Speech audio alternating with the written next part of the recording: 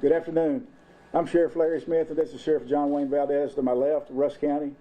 We want to talk to you about a homicide that occurred this past weekend in Rusk. We believed at first it was in Rusk County, but I'm just going to go ahead and read it from my report here.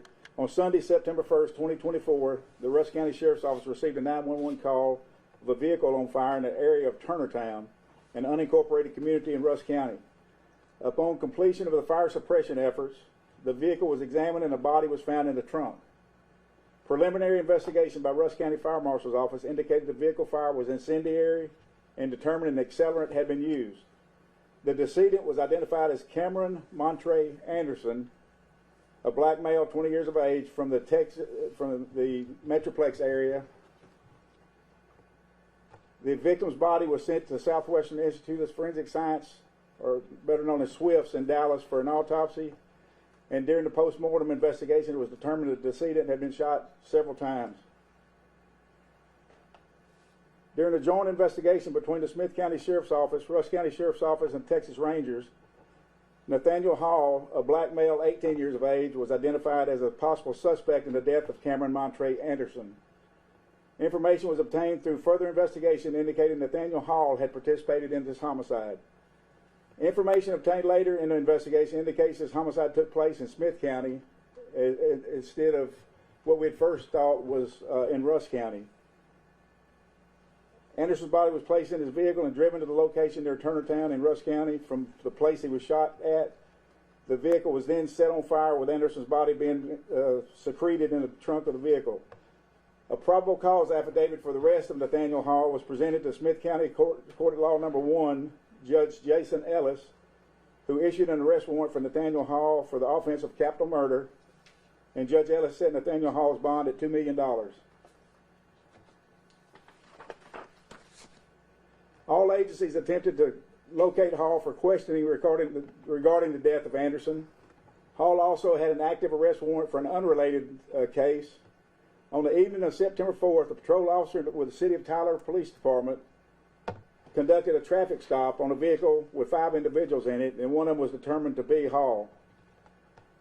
Hall was armed at that time with a 9mm and an AR-15, both of which were determined to be stolen. Smith and Rusk County detectives, along with Texas Rangers, interviewed Hall, who was uncooperative. Hall was later booked into the Smith County Jail on the warrant for his arrest.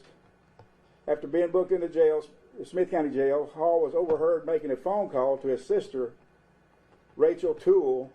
Hall told Toole she needed to clean up because he was in jail. We took that to mean clean up the crime scene.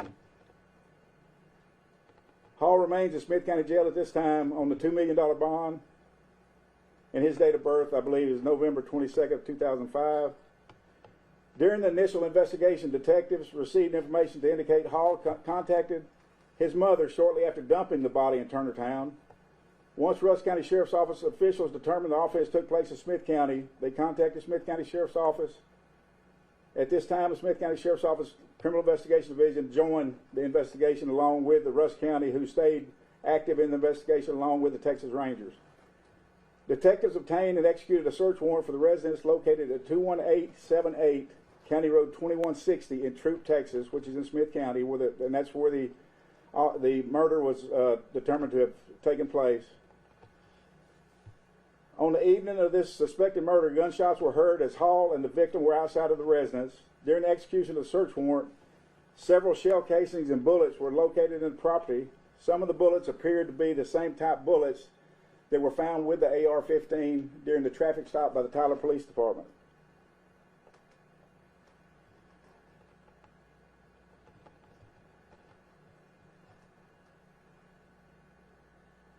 Okay, during the execution of the search warrant, also law enforcement officers spoke with Hall's mother, Jennifer Leanne Fields, and Hall's sister, Rachel Renee Toole.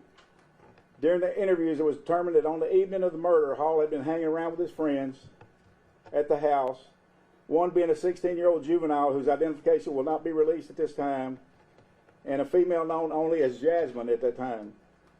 Jasmine was later identified as Jasmine Williams.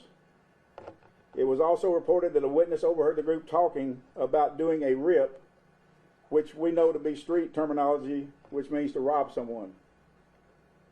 A Smith County juvenile probation officer obtained a directive to apprehend the unnamed juvenile for his participation during the murder. The juvenile was located at an apartment complex on Shallow Road by Tyler Police Department, Smith County Sheriff's Office detectives, and U.S. Marshals Fugitive Task Force. The juvenile ran from the location on foot and was later apprehended a short time later by Tyler PD. The juvenile was transported to the Smith County Juvenile Detention Center, where he remains at this time. An additional directive to apprehend was applied for the juvenile, also for the offense of capital murder. After locating the juvenile, detectives learned the residential address for Jasmine Williams. And found it to be in the 16,000 block of Shoshone Drive in Tyler. A search warrant was obtained to search Jasmine Williams' residence for evidence relating to the homicide. One item of clothing was seized to be submitted for forensic analysis. After completing the search warrant at Jasmine Williams' residence, detectives obtained an arrest warrant for Williams for capital murder. The warrant was placed in the NCIC, TCIC, and a Region 1 notification was sent out to all surrounding counties. On Friday evening, September 6th, Jasmine Williams was surrendered to law enforcement officers of the Smith County Sheriff's Office by her mother. Smith County Court at Law Judge Jason Ellis, County Court at Law Number 1, Smith County, issued the warrant for Williams as well, and he put a $1 million bond on Williams. All the suspects remain in jail at this time. There believed to be no other suspects known to us, and we'll entertain any questions at this time. Do we know the relationship between the two suspects and the victim today? We believe Jasmine Williams to be Hall's girlfriend, and just the 16-year-old juvenile to be just a friend or acquaintance. And we do have some hinting, we're not ready to say 100% certainty, of some gang affiliation.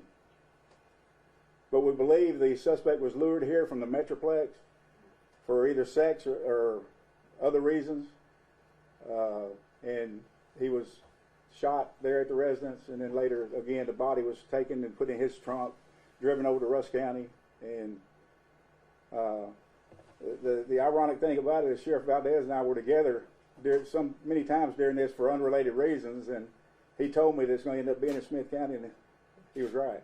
So, do we know what part of the Metroplex he was from? You remember the city, Bedford.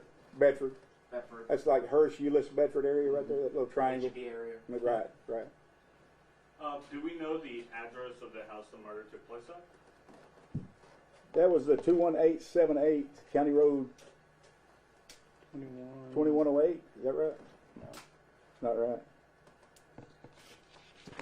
60, right?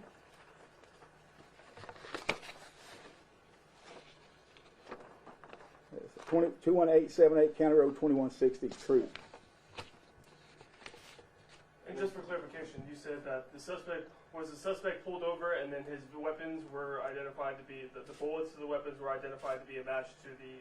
No. He was pulled over with 4 other individuals on a traffic stop. That obviously we're going to search the vehicle for weapons. He found 2 weapons that were claimed by him. Both of them were stolen, and we're not sure. We know the rifle was not used, but we're not sure about the pistol. It'll be submitted, but we're not sure. I'm not sure. The sheriff's probably not. We're not probably willing to give that information up as of yet anyway, as to what caliber it was or how many times the victim was shot or anything of that nature. Obviously, for reasons we still have to finish up the investigation. So there's certain things we want to protect. So how did these suspects know Anderson? Were they just friends, or how did they know him? Sheriff, you know. We believe that they were lured through social media. They lured him down here. And what was random? Did they actually know him? No indication. Do we know maybe what social media app or how they were lured or connected? We're still doing a lot of the search warrants and social media for cell phones. So right now, we're not ready to release that yet. And then, Sheriff, I know you mentioned there was an accelerator used. Do you know what type of accelerator that was used in that fire? That's what terminology was utilized by the Rusk County Fire Marshal's Office from my background in fire investigation with ATF, long been to just about every state in the United States working fires. An accelerant can be anything from an ignitable liquid, it can be cardboard, it can be paper. Anything that accelerates the fire for more fuel to burn quicker is considered to be an accelerant. Most fire marshals or fire investigators equate an ignitable liquid to an accelerant. So, but I'm not sure which one it would be. I would say it would probably be he's referring to an ignitable liquid. Do we know how many shots were fired at the individual? Not gonna. That's something we need to, before we interview all these other victims, witnesses. I'm sorry. We need to keep that close to our vest, where we can determine if they're telling us the truth or not, or there's certain things we just can't let out this soon. We were ready to release this information, but we're still nowhere near finished. There's still a lot of work to do. The Rusk County Sheriff's Office, our criminal investigators are still going to be working hand in hand with Smith County investigators as well as the Texas Ranger. This is going to be a case that's going to last a while. When you're dealing with a capital murder suspects, you want to make sure that everything is done the way it should be done. All T's are crossed, all I's are dotted. Everything is completely finished, so there's no mistakes. Absolutely. And I don't know if you can share, you can't share how many shots were fired at the individual. Can you share where the individual was shot on the body specifically? We don't even have the preliminary report back. All we have back is the verbal from the Swifts. Yeah. So I know you guys initially stated, when this first happened, you initially stated that you were asking for leads if anybody had any sort of video or any help from that. Yeah. Did you guys receive any sort of leads, and if so, what did you guys receive? Most of our leads were based off of cameras on people's homes, Ring cameras. Myself and my patrol lieutenant actually scoured most of the Highway 64 area and the areas around the burn site, looking for any residents or any oil field site that had camera systems. And that's typical on an investigation such as this, where you go from one point A to point B, especially when the victim's with you traveling there, is to do look for any video cameras from any house or anything. If y'all remember back to this is back several years ago, the guy that was shot off of the motorcycle out off of 850. The motorcycle gang, where the other rival chapters were shooting at him. We actually recovered video from a house, their surveillance from a house that saw the vehicle go by and shots being fired at that time. So technology is helping us in law enforcement, and it's really changed the way we do things in an investigation. Are you guys still looking for more leads during this investigation? As Sheriff Valdez said, we look for anything, dot all the I's, cross all the T's, and we'll be following up things probably until the time for trial. You can't leave any stone uncovered, because if you do, it's going to create doubt when you go to trial. What kind of sentencing could these two suspects be facing? We're looking at the death penalty. If the district attorney's office chooses, it is a capital offense. They robbed the person and killed him. That's going to be up to the DA Putman as to whether or not he files a capital case or just the first-degree homicide. And as of now, none of the suspects have posted bond yet. I'm sorry? None of the suspects have posted No. bond. One's got $3 million bond, and the other one's got $1 million, and then the juvenile is held on an order by the court. Is it 3 or 2 million? I'm sorry, you're right. 2 million. Okay. 2 million. 2 million and 1 million. Hall is 2, and then the female is 1. And which vehicle was Anderson's body placed in? Was it his personal vehicle or was it Hall's vehicle? His vehicle. Hall's personal vehicle. Yes. Oh no, the victim's personal. Victim's personal vehicle. Okay. We're still waiting to find out if he died this day and then later on the evidence was destroyed, or the vehicle was destroyed trying to set it fire. Well, that's probably a little bit of both. It's obviously a good way. If they consciously knew they went across county lines, it could be to deflect where the offense actually occurred, where we would not know about that crime scene, but that's not the case. Thank goodness that Sheriff Valdez and I have a very good relationship. as do all of the sheriffs in the Northeast Texas area. Matter of fact, I picked him as one of my directors when I was the president of the Sheriff Association of Texas most recently. So we try to stay together and talk frequently. And then, Sheriff, if you could speak a little bit more about the relationship between the two counties working together on this one crime. How vital is it for you guys to work Very together? vital. Sheriff Valdez let me know, I thought he was joking at first, that it could be our investigation, the original homicide, but he wasn't. And sure enough, he called me day before yesterday. We'd been together that day, out at the tag, doing some other business, unrelated business, and found out at that time that it was ours. And thank goodness that our investigators were already assisting Rusk County along with the Rangers at that time. So anytime that you think it is, you need to get involved, and from the beginning. Another prime example of that is Kayla Gomez.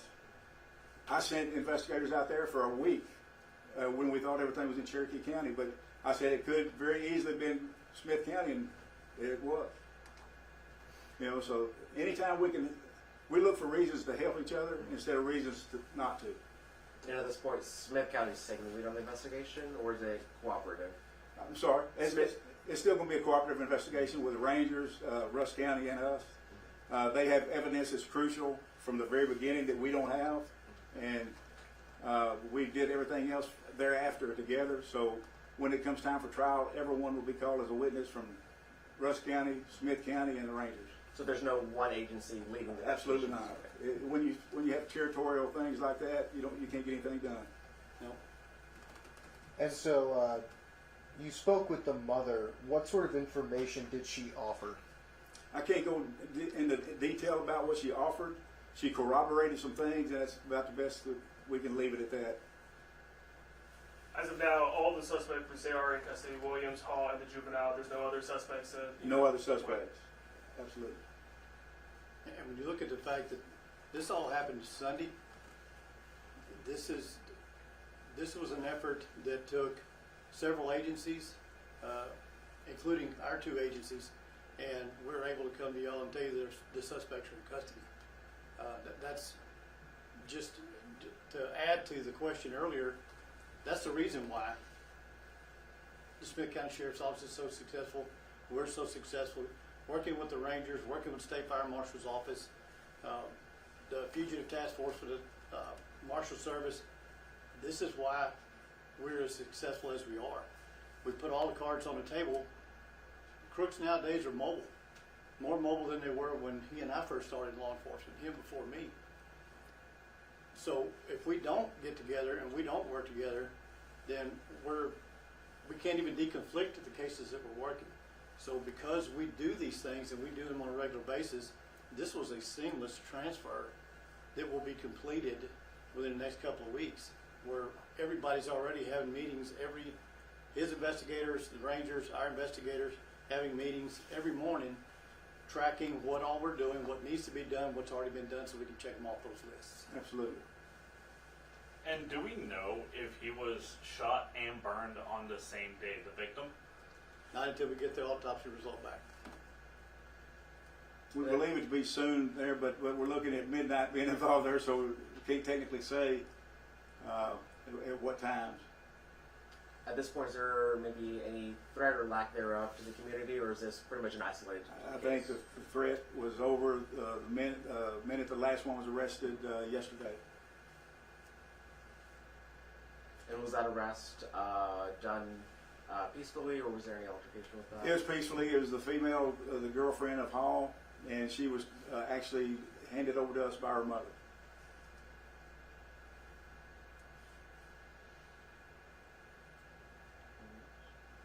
That's it. Good. Anything else worth adding or mentioning? Y'all covered it pretty well. Thank you, Sheriffs. No, thank you all. I do have Okay. one more question. Have you made any contact with the victim's family? Well, since the start. Yeah. And were they notified within the same day that the body was found? No, that was several days later. Once the autopsy was started, is when we positively ID'd him.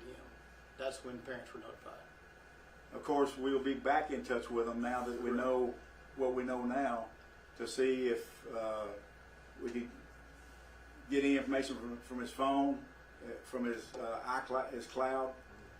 Phone was most likely destroyed. I can't remember, but has a computer at home that he communicated with them on, because that's how he was contacted, we believe, social media.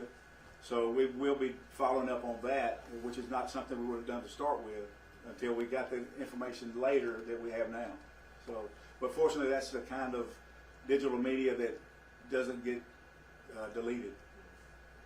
I've actually spoken to both parents, and very cooperative.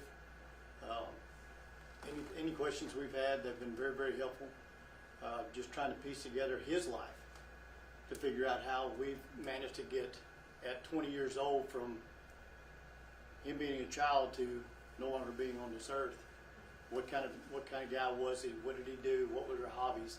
Those things are crucial in this investigation, because that's the only way we're going to find out what could have possibly had made this case start to evolve to the point to where he lost his life and was burned up in his own car. It's almost like when you get to the point where we are now, like the sheriff said earlier, that's when the investigation really begins.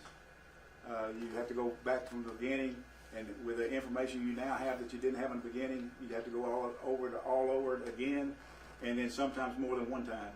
And detectives from Rusk County and ours and the Rangers will be given daily things to follow up on, and they'll report back in the afternoon, most likely, get back together and determine what is left to be done. This will be a several-week investigation from this point on. It doesn't happen overnight. And like the sheriff said, like we said twice, dot the I's and cross the T's, especially in a capital murder case, any murder case, where somebody loses their life so senselessly like this. And you mentioned that they were very cooperative, and of course talking about the fact that they were trying to give some background on him. Was there any sort of inclination from them that anything in his past would hint towards something like this even possibly happening? No, none. And so what did they say some of his background was exactly? Just your normal everyday kid. I mean, he was somewhat of a gamer. He just loved life, loved being around his family, his friends. It's a horrible situation where you have to, and one of the things that we all have to do in law enforcement, have to explain to a mother or a father that we've discovered their child and their child's no longer alive. So, not only are we looking at this case, but we're also looking at helping them to get on past this, because they're going to live the rest of their life without their child. So we're going to work extremely hard for them, so they can be able to look these accusers in the face when that day comes in trial, and get past this. And did he live with his family, or did he live on his own? Lived with his mother. He lived with his mother. Okay. And was there any sort of inclination something was wrong from her? Nothing. Because of course you didn't get to talk with them until a couple of days after when you possibly ID'd. Nothing.